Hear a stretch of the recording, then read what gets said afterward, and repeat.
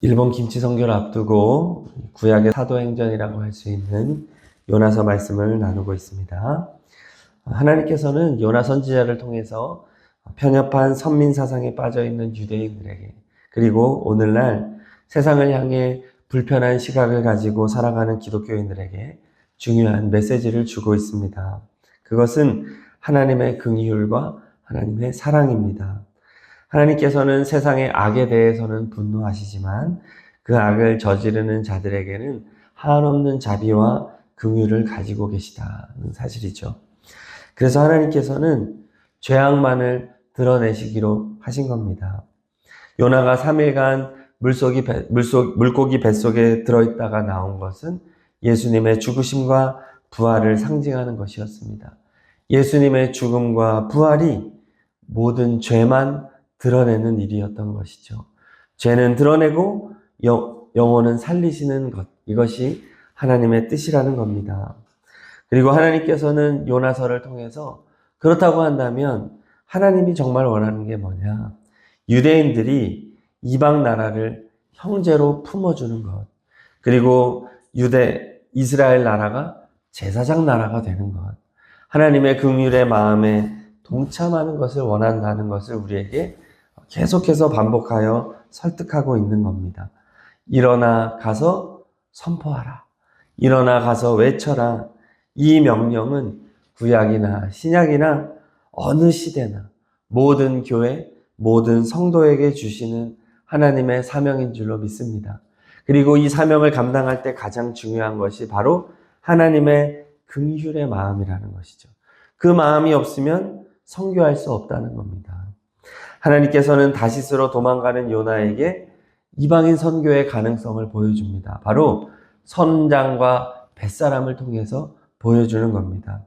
요나는 깊이 잠들어 있지만 그들은 깨어 있고, 그들이 잠자는 요나를 깨우고 있잖아요.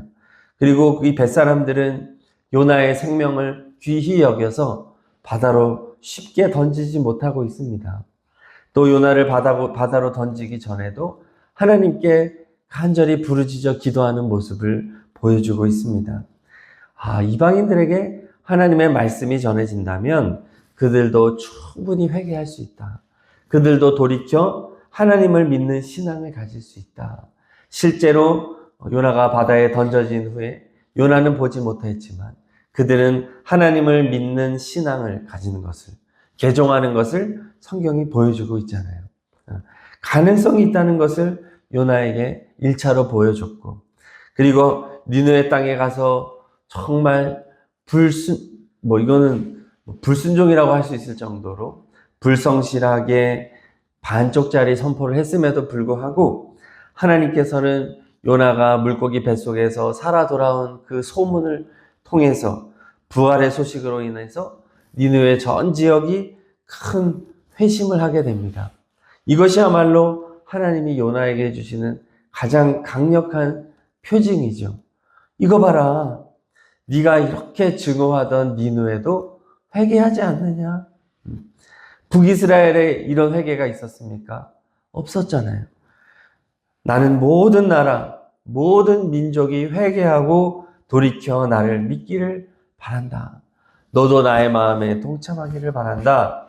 하나님이 이 메시지를 던져주는 겁니다. 자, 이렇게 니느웨의 용서가 임하면 요나는 이제 깨달아야 됩니다. 하나님 정말 그렇군요. 그런데 요나는 역시나의 반응을 보여줍니다. 4장 1절을 읽겠습니다. 요나가 매우 싫어하고 성내며, 여기서 성내다라는 단어는 물이 끓어오르는 것을 표현하는 단어라고 합니다. 분노가 그 마음에서 100도가 넘어서 막 끓어오르는 단어예요. 견딜 수 없는 분노와 불쾌감이 막 터져 나오는 상태입니다. 요나의 이런 반응은 충분히 예상할 수 있죠. 그동안 많은 기회가 있었지만 한 번도 회개하지 않았거든요. 회개하지 않으니까 그 마음에 하나님께 2장에서 한 장을 통해서 기도했지만 다 형식적인 기도였던 거예요.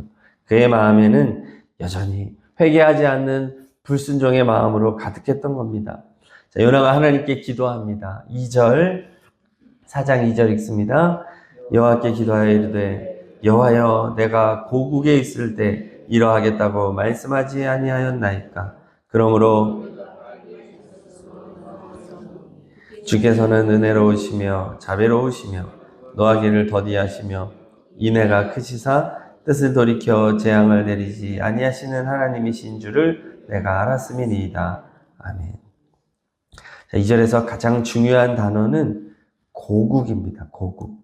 내가 고국에 있을 때 이러하겠다고 말씀하지 않았습니까? 자신이 태어나고 자란 고향 땅, 이 고국이죠. 요나는 고국 북이스라엘에 대한 넘치는 사랑 때문에 지금 이런 문제가 생겼다는 거예요. 아수르는 북이스라엘의 가장 큰 위협이 되는 악한 나라입니다. 반드시 멸망해야 합니다. 아수르가 결국 북이스라엘을 멸망시킬 것이기 때문에 그렇습니다. 요나 시대 바로 다음에 나타난 남유다 선지자가 이사야인데, 이사야는 아수르가 북이스라엘을 멸망할 것이라고 이사야서에서 7장, 8장, 9장에서 선명하게 예언하고 있습니다. 요나가 이것을 몰랐겠습니까? 알았던 것이죠. 고국을 위해서는 아수르는 반드시 멸망해야 되는데 니느웨가 지금 용서를 받았으니 앞으로 100여 년간 더 그 위세를 떨치다가 결국은 북이스라엘을 멸망시키게 되거든요. 결국 요나는 지금 니느웨의 회개가 자신의 고국 북이스라엘의 멸망과 연결되어 있기 때문에 이렇게 분노하고 있다는 거예요.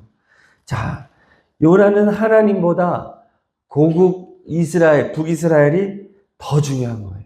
네. 하나님은 어떤 분이냐? 북이스라엘을 위해 존재하는 분인 거죠. 그렇기 때문에 하나님은 니느웨를 멸망시키는 주체가 되든지 최소한 니느웨를 용서해 줘서는 안 됐던 겁니다. 그런데 하나님이 자꾸 부딪혀요. 그게 뭐냐면 2절 후반부에 말하듯이 하나님의 성품입니다.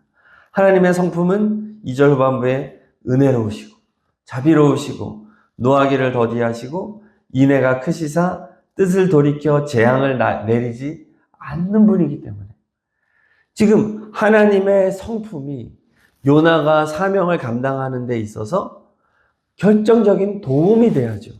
하나님이 이런 분이니까 당연히 니느웨로 가야지가 돼야 되는데 하나님의 이 성품이 오히려 요나가 불순종하는 그 이유가 된 거예요. 모순인 것입니다. 하나님이 선하기 때문에 나는 도망가야 됩니다. 그 한가운데에는 고국이 있다는 거예요. 고국. 하나님보다 더 사랑하는 고국.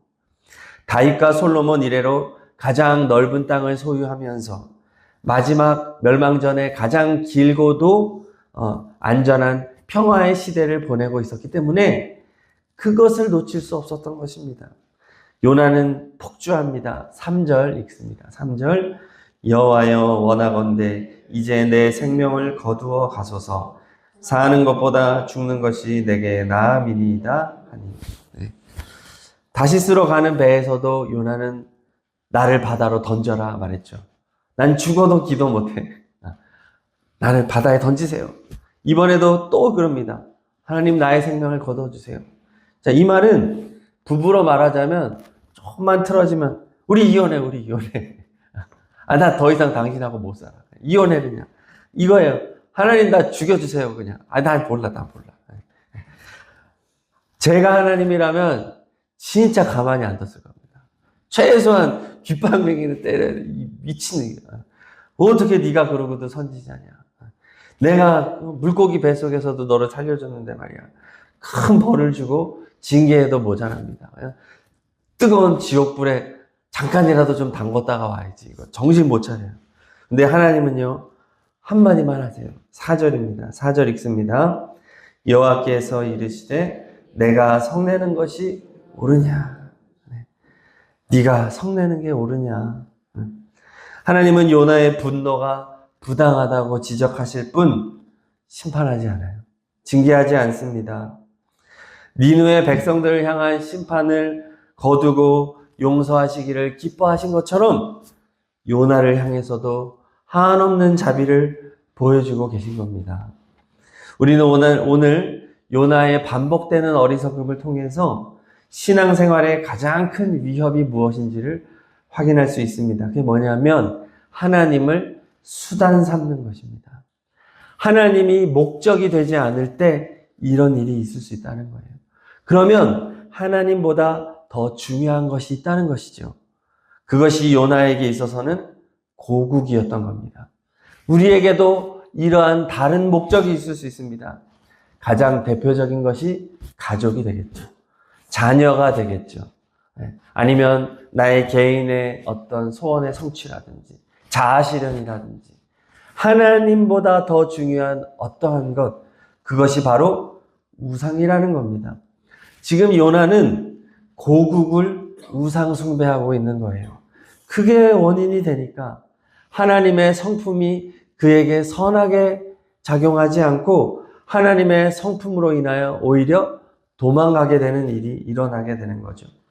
우리에게 가장 중요한 것은 하나님의 성품에 참여하는 것인 줄로 믿습니다. 그게 가장 중요한 겁니다. 예수님의 마음이 내 마음이 되는 것, 내 악하고 이기적이고 탐욕적인 마음이 죽어지고 예수님의 마음으로 바뀌어지는 것, 이것보다 더 중요한 것은 없는 줄로 믿습니다. 왜 하나님이 아브라함을 믿음의 조상 세울 때 아들 이삭을 죽이는 이 시험을 하셨겠습니까? 아들을 죽이는 하나님 아버지의 마음에 동참할 사람을 믿음의 조상으로 삼은 것이죠. 마음이 하나님의 성품과 일치하는 사람이 하나님의 사람인 줄로 믿습니다. 마음이 중요하다는 거예요. 그런데 하나님을 수단 삼고 하나님보다 더 중요한 우상이 있을 때 우리의 신앙은 비틀어지고 부서지고 깨지고 불순종으로 나가게 된다는 겁니다. 예수님께서 씨 뿌리는 자 비유를 해주셨죠. 그 중에서 돌밭에 뿌려진 씨가 있습니다. 돌밭은 흙이 얕아요. 그래서 씨가 뿌려지면 뿌리가 내려가다가 돌에 걸려서 더 깊이 못 들어갑니다.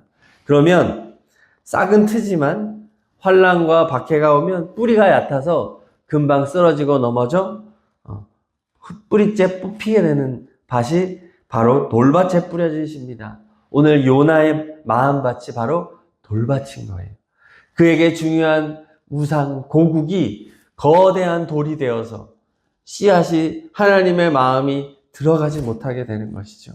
혹시 우리의 마음이 돌밭이 아닌가 돌아보았으면 좋겠습니다. 신앙생활을 하다가 어려움이 닥쳐오면 흔들리는 거예요.